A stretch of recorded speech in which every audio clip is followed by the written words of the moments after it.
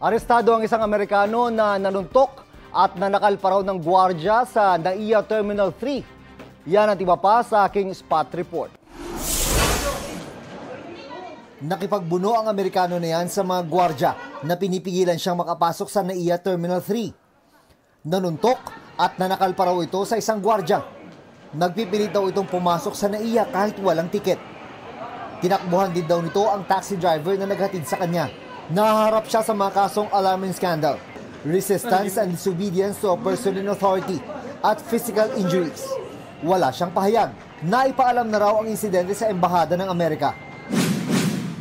Sumuko na sa NBI ang taxi driver na inaakusahang nanggahasa sa pasahero niyang transgender woman.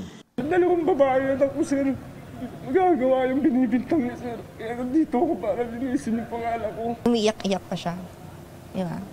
Pag mo lokohin yung sarili mo, mas iiyak ka pag lumabas talaga yung totoo. Sa naunang kwento ni Chloe, galing siya sa isang club kasama ang mga kaibigan Hunyo nung nakarang taon. Nang pauwi na, kumuha siya ng taxi pero sa halip na sa bahay ihatid.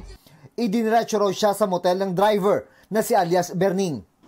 Itinanggihan ni alias Berning at sinabing kinontrata siya ni Chloe para makipagtalik kapalit ng pera. Hindi ho siya magising.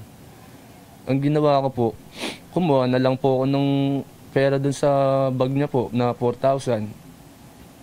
Pero wala po akong pinakialaman na gamit po sa kanya.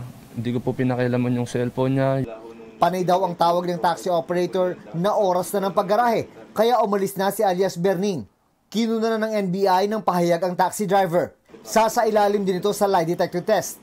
Handa rin daw magpa-lie detector test si Chloe.